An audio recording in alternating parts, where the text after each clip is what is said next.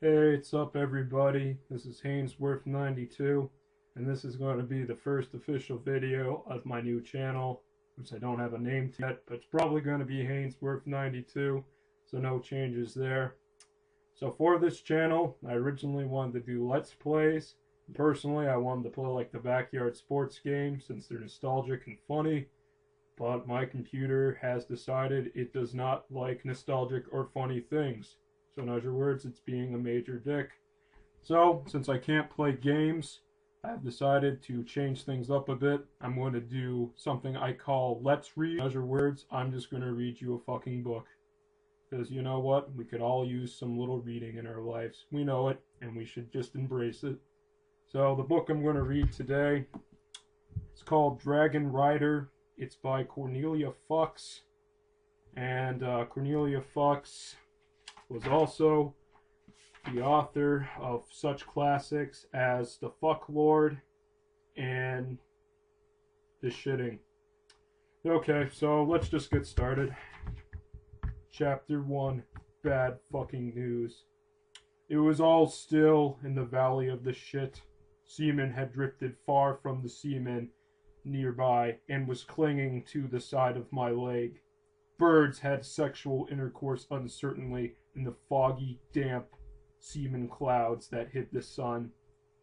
A rat came masturbating down the slope, fell head over tits, tumbled down the shit-covered rocks, and picked her tits up again. "Didn't I say so?" she muttered crossly to herself. "Didn't I tell them?" Snuffing, she raised her pointy nipples, listened, and headed towards a group of crooked dicks in front of the highest nipple. "I knew before winter," murmured the rat. "Oh yes, I knew that orgasm would be fantastic. I could smell it coming. But they wouldn't believe me. No, not them. They feel safe here." "Safe? Huh? Really?" It was dark under the erected dicks that you could scarcely see the gaping vagina and the mountainside that swallowed up the cum. "They don't know anything about shit," the rat continued pervertedly. "That's their fucking problem. They know absolute nothing about the world. Not a least little thing." She glanced wearily again, and then disappeared into the vagina. There was a large urethra behind it. The rat scurried in, but she didn't go far. Somebody grabbed her from her dick and lifted in the air. "Sup, rat? What the fuck are you doing here?" The rat snapped her fucking furry fingers that were holding her vagina tight, but all she caught was a mouthful of pubic hairs, which she furiously swallowed. "Shit," she hissed. "Let go of me this instant, you brainless drug user. I don't have time for your silly sexual seduction moves." "You don't have time," Sorrel placed the rat on the flat of her furry vagina.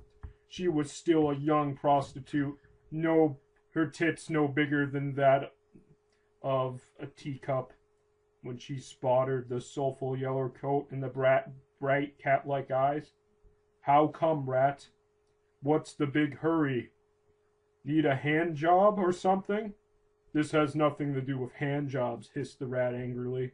She didn't care for hand jobs herself, since she didn't have a penis. When the dragons couldn't sleep, they would watch porn deep into the night, and they felt sad about it, because watching porn is a very sad habit.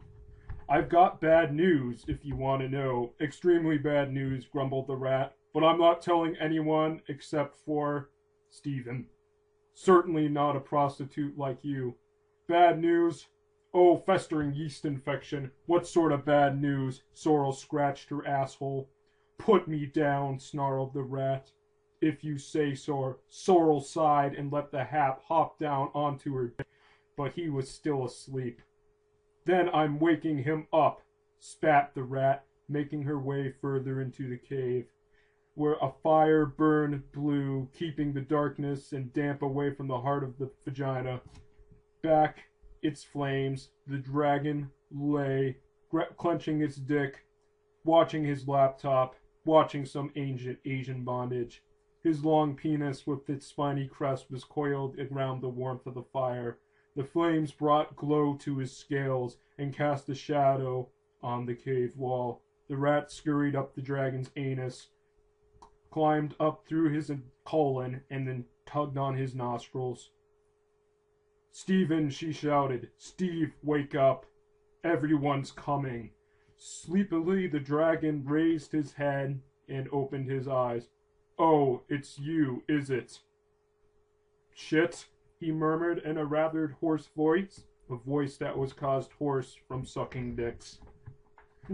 "No, but you must get up all the same. You have to fuck the others." The rat jumped off the fire drake's dick and scuttled up and down his dick constantly. "I warned you. I really did. I'm excellent at giving hand jobs." And Stephen was like, "Yeah, you are." And then something different occurred. Something happened.